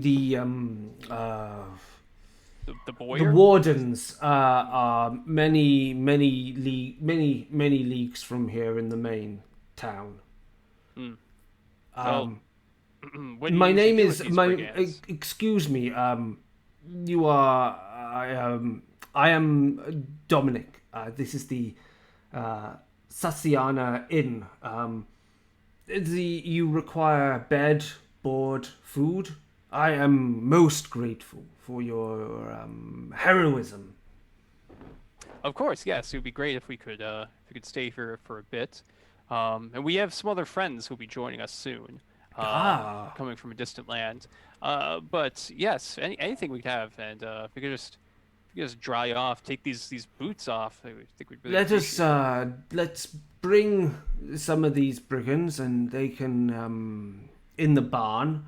This one here, we can we can we can see what he knows. Your big friend here, the Trollkin, give him a good rough up. Yes. Oh well, Sticky. I mean, that's up to you what you want to do with this. Good sir, good innkeep. Why were these bandits troubling you? Well, they're bandits, and I run a fine inn. Surely they simply were trying to take what coin, yes, crowns. Yep. I have. Okay, just curious if they'd been a consistent issue here, or if there was something more new and more direct reason for the bandits to be here. But yes, my good friend Sticky, could you please pick up this bandit here? We'll bring him inside. We can question him if need be, or not, or not. The Let's all go in. the half-dressed man who obviously looks like he jumped out of his bath and you know spins his pistol on his finger and then realizes he doesn't have a holster to put it back into, and he just goes, just kind of, you are a fine gun mage, I see there. Kind of tap my hat to him. I'm, of course, poorly dressed for such a fine honor of meeting a fellow gunman, fellow master of such fine arms. My name is Andre. I was here. I was heading to Volkova, getting a good rest with this establishment, and then I hear uproar and commotion inside of robbery, and did what I could. Jumped out of the bath, threw a shirt on, grabbed my pistol from my boots, and came out here, and, well, it seems half my job was done for me with you fine fellows. If you don't mind, I'm going to go on and put on some pants, and then I'll join you for a drink, and we can talk about more. We can talk about things, and when I'm dressed. Excuse me, I'm getting a bit of a chill. And he walks off quickly to the inn. I guess in the background, Sticky has probably picked up the brigand by his ankles and is just shaking him in case anything falls out before him under an armpit. Right. You obviously the bodies of those that you recovered, I think it was about 4 of them. The others have escaped. You find upon them there's sword. They've got a sword or an axe. They've got some armor that's not very, nothing compared to what you've got. They've got some ammo for your pistols, which obviously I think Sticky and Zacharias you can pilfer and use. Oh, yeah. Obviously, Kato, you might be able to use it for your backup firearm, but for your 2 mage locks, it's not useful at all. Though, of course, they do have some coin on them, and I'm going to dish out a 4d6. Let's see, so that is 16, 17, 20. There is 29 gold crowns in total. Nice. Worth of coin on them, so you can pocket.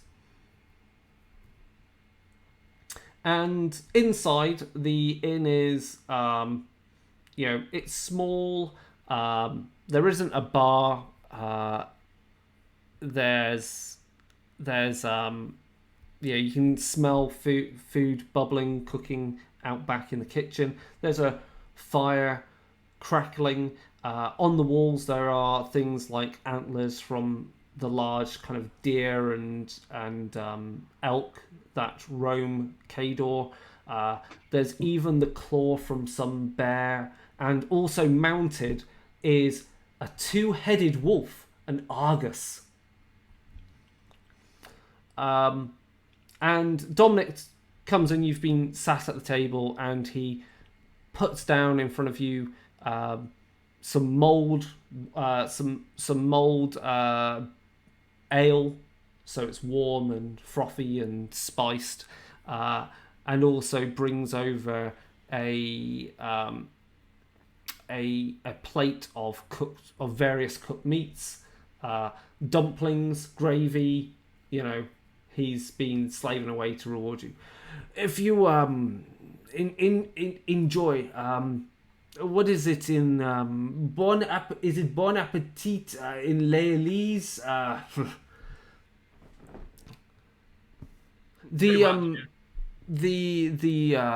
have the captive is just out back for you when you're ready.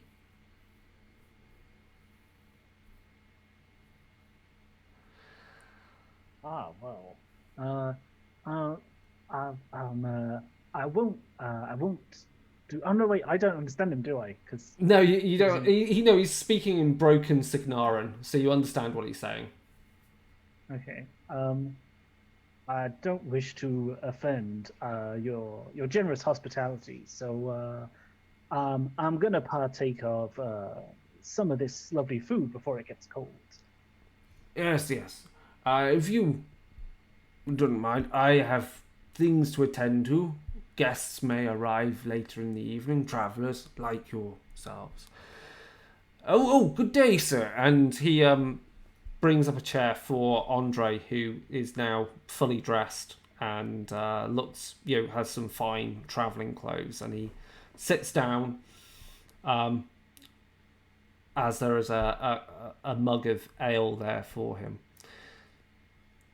He looks about and... So, yes, as I say, my name's Andre. I'm here on the way to Volkova. There's... And yourselves, you're travelling north or past here to Volkova? Yes, we were headed to Volkova. We have some legal business. Yeah, as you do. Legal business. You're a clerk? I'm a lawyer. A lawyer. You know how things are. Things work a little bit differently in West Umbria. Yes. Fine business then you must have. And these fellows are your... Oh, I'm representing them. They're my clients.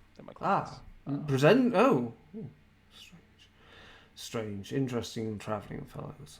In fact, actually... You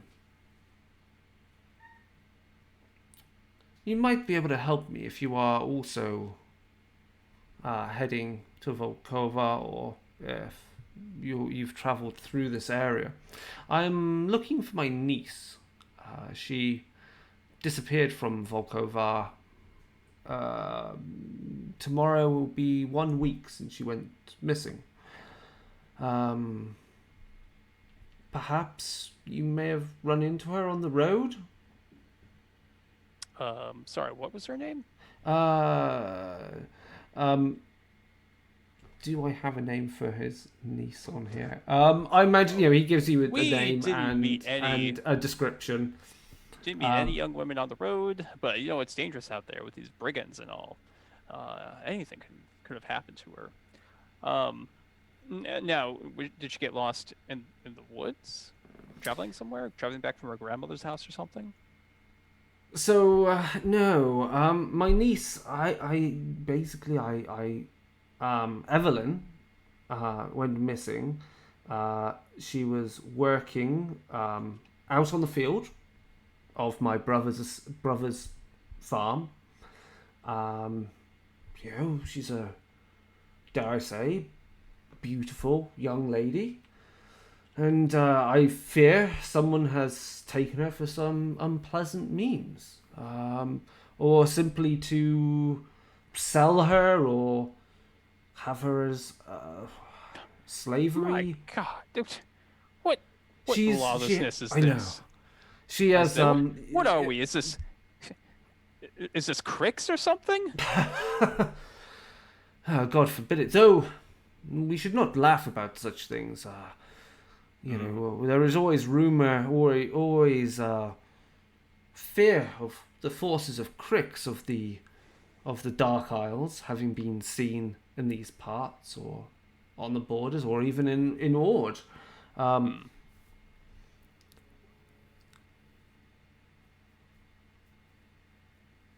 Though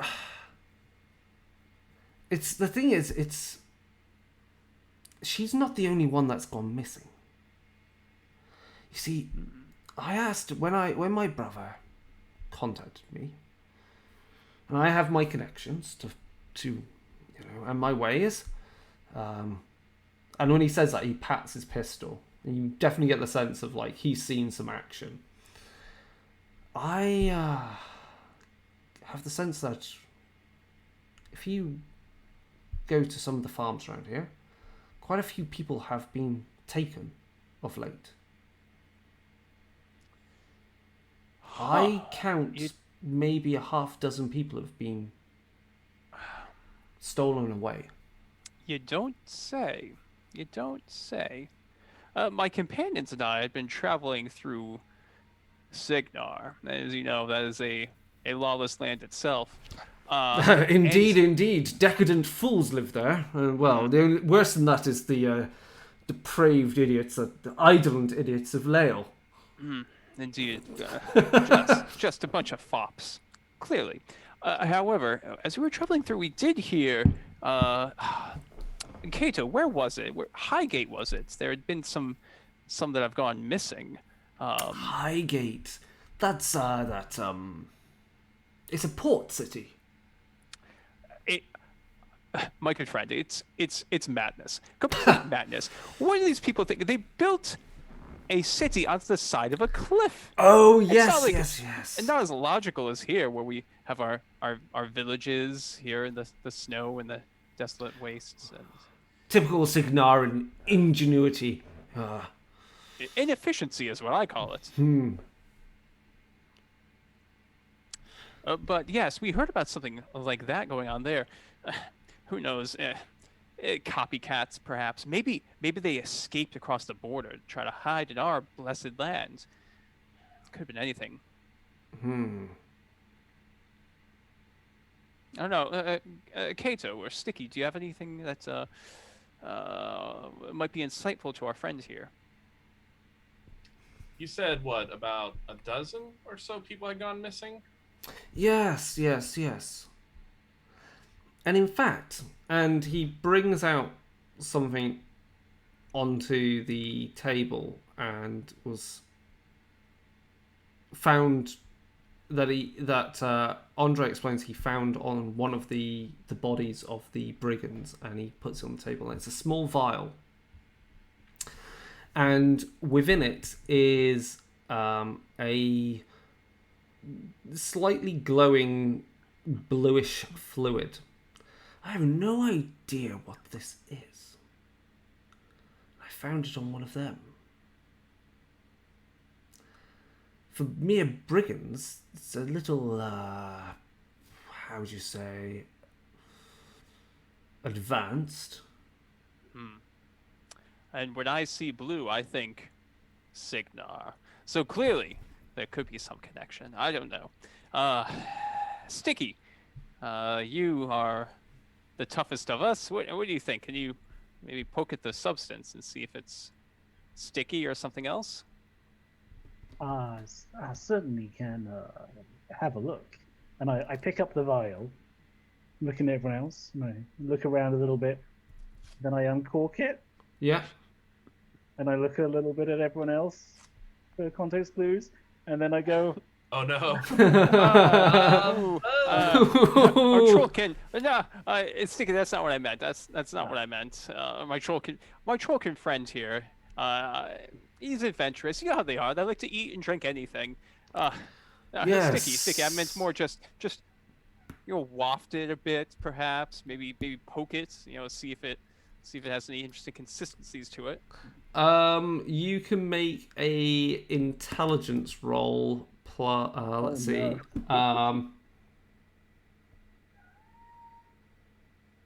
Yeah, it's gonna have to be an intelligence roll. So is that just a flat? 2d6 plus intelligence. Woof. Okay. You got Wow, this. that's 9. You got 9 in total. Yeah. Okay, you've smelt something similar to this before, Ooh. and you put a small drop onto your finger and sniff it a bit more, and then you actually do put your tongue to it, and it confirms your suspicion of what it is. It's a alchemical salve used for healing. It has blood clotting properties. You've seen it in your line of work before. When you've worked for the Order of the Golden Crucible, you've worked as a bodyguard for hire. Little did they know that only a few months before, where you actually a bandit on their caravans, but they don't need to know that. Yeah.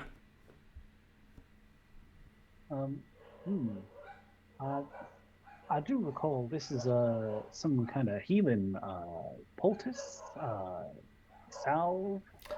Oh, yes. Huh. As I said, seems a little too advanced for just mere brigands. A little bit, unless they had someone from the Golden Crucible, some sort of an alchemist working for them. I don't know where they could have stolen it, perhaps, but I have if you were not not as much, not as many people working with the Golden Crucible up here in Kador. No. I have a proposal for you. I am willing to hire you. I can compensate you on the return to Volkova. If you will help me find Evelina for me. I believe what I've learned so far, this is the last. From what I understand, I suspect these brigands are behind it, or at least they're attached to the group that are committing these foul acts. Though, that brings us to another point. Maybe our friend out back might know a little bit more. Yeah, it seems like we have something right here to hold over him, something that could heal his wounds. A little bit of leverage never hurt anyone, eh, Sticky? I do agree. Right. So, if you want, you can head out back to the storeroom where tied up is one of the brigands. He's bloody and bruised from his fight. It's mainly cuts actually from Zacharias's blade, and you can begin to interrogate him if you wish. Kato is clearly uncomfortable with this, but he's just gonna sit back and just have his hand on his holster and just stare at the guy the whole time. But Kato's not gonna be able to help with interrogating this guy. Yeah, I feel like Sticky is our point man for this. Yeah, go beat up a guy, Sticky. Yeah. We can do a little good cop, bad cop kind of thing if you want. We don't need to go straight to, violence. That's not good. Is he going to understand? Is he? Oh shit, he probably doesn't. Okay, Yeah. fudge. Just occurred to me. But I think I think I have a I think I have a plan. Okay. I can work as translator if you need me to. Yeah. So we can facilitate this as. So interrogation, untrained. Does anyone have it? The skill interrogation. Oh no, I don't think so. I've got intimidation and deception and bribery. So Yeah, that's not going to help too much. Intimidation could be good. I don't have anything. I have etiquette. What if I'm very polite with him? I can negotiate. So this is going to run off intelligence. So whoever's got the highest intelligence, basically. I have intelligence 5. Okay, so it's intelligence, but you've got -2 because you're unskilled, and then I am. And then you get a further -3 penalty because the target is resisting, obviously. I got a 5. I don't think we're going to be doing much untrained here. So, I assume we start talking. It seems like we're not getting anywhere. Yeah. And that's when we switch to the bad cop. Okay. Listen. Do you want to die in this shed? You don't have any rights. I know the law. You don't have anything here in Kador. The wardens, they're hundreds of miles away, hundreds of kilometers away. It's just you, me, and the Trollkin. All right? So here's how it's going to play out. I imagine Sticky is like cracking his knuckles. yeah, I'm looming, losing. You're going to tell me where all your friends are. You're going to tell me where the missing people are. You're going to tell me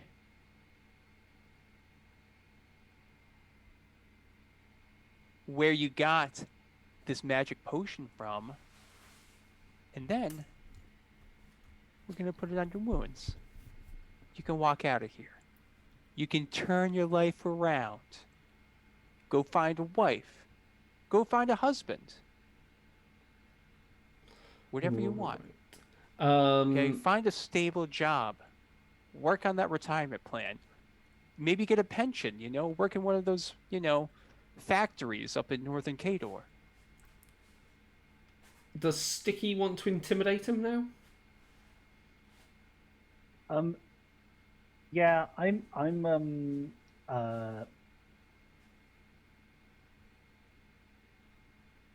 loom up behind him and I just put my hands on either side of his head as Mike's talking, and I just slowly work it left and right, like I'm just like gearing up. Okay, let's see, targets, let's see, intimidation rolls. So you're doing physical, the character is threatening grievous bodily harm, strength might be the appropriate stat. So you're rolling 2d6 plus your strength. The target number is determined by the difference between the selected stat and the intimidation of the two parties. So, what's your strength plus intimidation, James? 6. Okay, so yours the target stat is lower by not by much. So you've got a target number of 15 then on your intimidation roll. So you're rolling 2d6 plus your intimidation total. Might be a good time to boost this so we get some good information out of them. Spend a feat point to roll a third die. Yeah, that sounds pretty good. And then let's not whip it. Oh, hello. That's 2 6s and a 4. Oh wow. Okay, yeah. Good.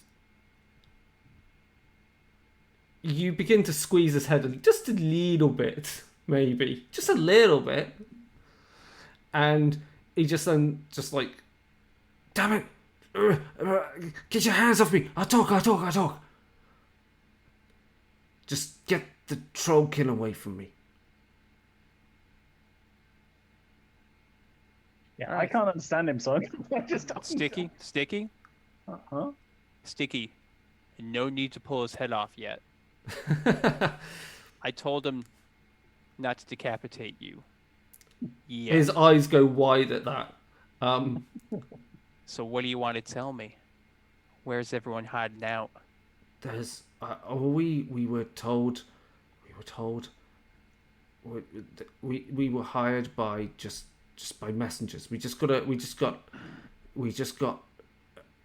a missive to, and it had names, and we've been taking those people, and this morning we were sent a message and we were to come to Satyajiana Inn to attack at dusk. Okay. So you're getting these messages, you're getting these names. Where's your hideout where you're receiving these messages? In Volkova. Okay, good. Volkova, where? Like the marketplace? He gives you The bar. a location. We got the location. Great. Okay. You're attacking these places. You're taking the people. You're kidnapping them. Where are they going? Where are you taking them? We hand them over, as the notes say, on the road. The location's different every time. Okay, you handed these over to Khadorans? Or are they foreigners? Are they Trollkin? Are they something else? They're possibly Khadoran. They speak Possibly. Khadoran, but they're You human. hear an accent? You hear an accent? Sticky. Sticky. Put a hand on his head. I don't know anymore. I don't know anything else. Okay. I'm gonna tell my Trollkin friend right here that I believe you.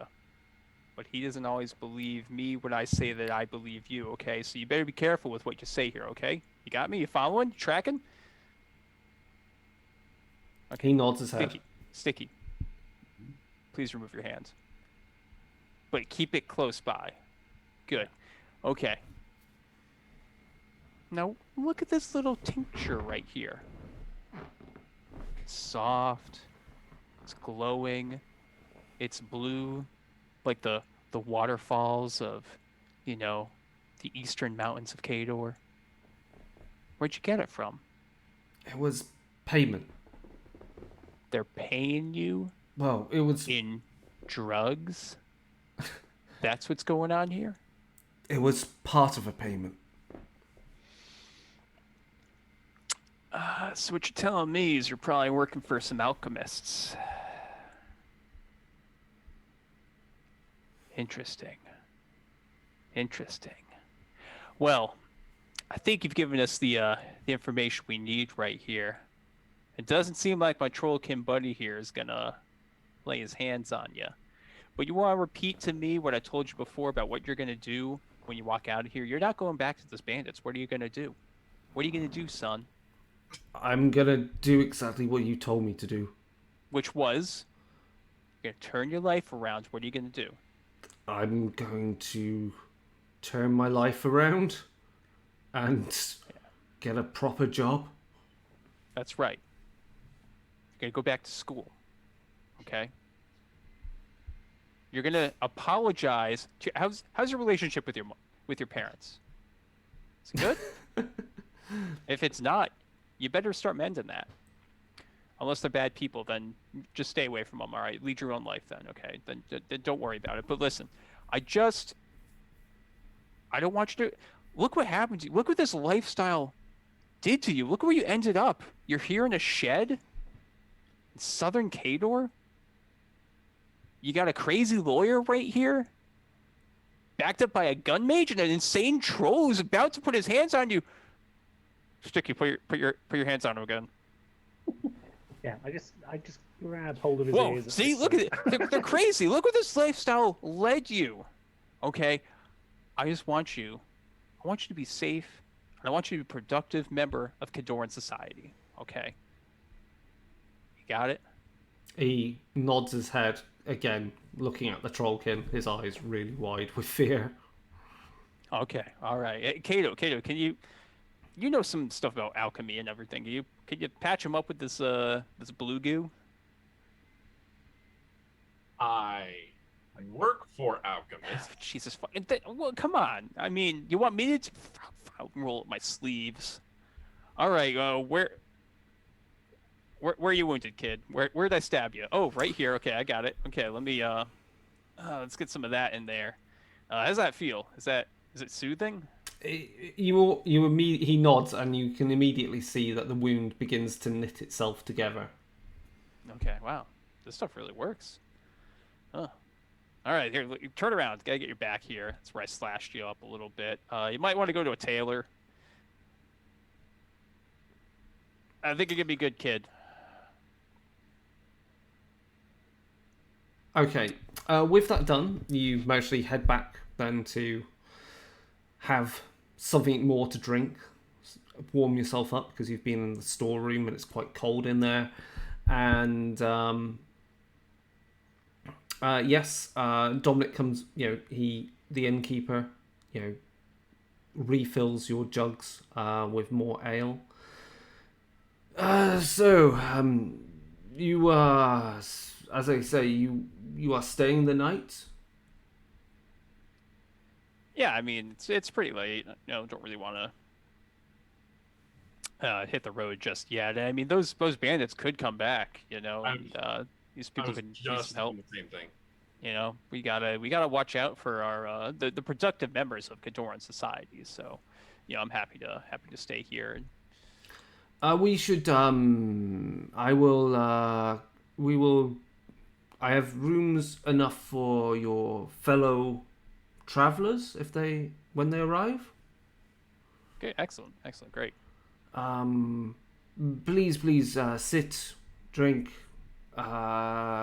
eat, and if there's anything else you require, I will finish preparing your rooms.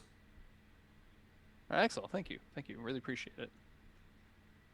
Right, is there anything else you want to do? I don't know. I want to keep watch just in like the woods to make sure those bandits don't come back, but also just generally I'm wondering like internally where they got that chemical because that chemical is rare, and so Kato's going to be racking like his head for like the nearest alchemy workshops like just in the region because I know that the order is everywhere, like commercially. Just trying to think of where like they could get components for this stuff. Because it has to be Yeah. incredibly hard to make. Well, could we review the setting a little bit? So, Sure. I thought in Kador there was like a schism, right? With the Grey Lords or something. There's the and Grey they're Lords, yeah. Yeah, they're the alchemists now. The Golden Crucible got kicked out, or Yeah, I you're think right. it's something like that. Something like that, yeah. So, But the Grey Lords are in charge of pretty much anything to do with magic, alchemy, and mechanica in yeah, so in this Kador.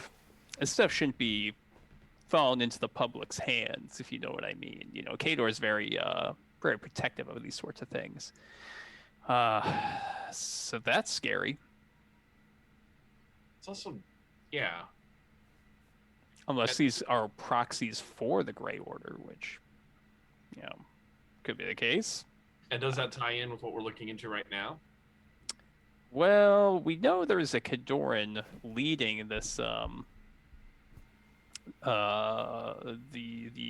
cell that we discovered in Highgate, multiple sessions back. So that could be the case. That he is a Grey Lord who's gone rogue, or is maybe even working with the blessings of the Grey Lord order, and is just now just enacting these evil deeds. Could be that. Could just be a Crixian insane person up here. Who knows? just with a Eastern European sounding name, maybe, could be. I don't know, Sticky. You've been around the block a few times. You got any insight? You've seen many things in your travels and thefts. I mean, sorry, I didn't say that second thing. Just your travels. Oh, dang.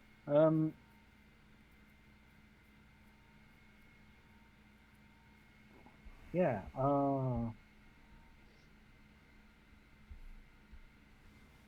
Yeah. The stealing of people is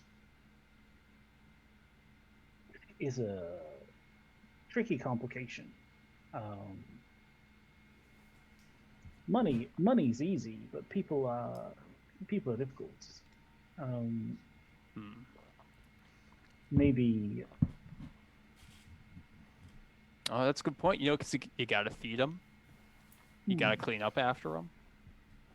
Yeah, taking care of their vittles is or the lever. If one gets sick, it might need a doctor. And guys, I'm just gonna tell you right now. I've been through this country a couple times. Do not trust a Kadoran doctor. Okay, don't just say take me back to Signar. Anyway, I'm going to suggest we wrap up at this point. Hopefully, next time the rest of the party will be here. James, thank you for jumping in last minute as Sticky Malone and helping us push along the plot. Hopefully, I would like to think that once this is over and we've got Vampire up and running, I would really like to facilitate getting some more streamed games on our channel, which is not me running them all the time, because there's plenty of team to do it. I think, James, you've got loads of D&D background. I'm sure you've got things you could do. That I mean, between you and Mike, you can mostly do a really good stream of Curse of Strahd, actually. Oh, that's right. We were talking about doing a Ravenloft that would be amazing. Game. Probably not Curse of Strahd, because I've already run it for AD&D 2nd edition, but they have the new Von Richten's Guide to Ravenloft out now, exactly. which gives the whole setting, so I can definitely come up with something else. That would be really good to see. Yeah, so I would love to just drop in as a guest player at some points, because I'm still relatively new to D&D in some respects. I've learnt the system. I need to run some now. I still have my hang-ups with it, but as long as you've got a good... I think that what I've learned is, as long as you've got a good setting, then the rest of the issues with the D&D system for me kind of wash out. You kind of can... I'm not... So are you saying, you mean if you have a setting where you don't have to be fighting dudes all the time? Yeah, exactly, right. Yeah, you don't have to worry about the massive combat system then. Yeah, absolutely. Because then it's just rolling a d20 and comparing to a target number. You don't need to know about whether you're flanking or whether you've done a cone attack or a volumetric or spell slot so much. Well, it's every single D&D world does not have trigonometry. There is no trigonometry. Yeah, that's the craziest thing about it. But yeah, that's it for now. Is there any good content we've had out recently? I know we're a bit slow on podcasts right now, but I think it's because everyone's busy. We will need to get some stuff going. Things that are likely going to be recorded soon. Darkhammer, we're going to, of course, cover Age of Sigmar 3rd edition, what that means both in terms of setting and both in terms of gameplay rules, because 3rd edition is looking pretty fucking good. I'm looking forward to playing some of that. So we've got that for Darkhammer. Obviously, if you go over to Realm of Fire, our friends associated with Full Metal RPG, the most recent episode, I was a guest on that, talking with Rob about Adeptus Titanicus and how it's fucking awesome tabletop miniatures game with giant robots blowing 7 shades of shit out of each other. So that's always good. Plus a lot of discussion about Epic and Horus Heresy and gaming in general in that one. Mike, what other recent episodes have we had? You've had your Twilight 2000 review episodes? Yeah, that's the most recent one. It was pretty big. We covered versions 1, version 2.2, and Twilight 2013, and went through the setting, the plots, and discussed some other good stuff with Pete, our Australian host, who's not Excellent. on that show very often, so it's great to have him on.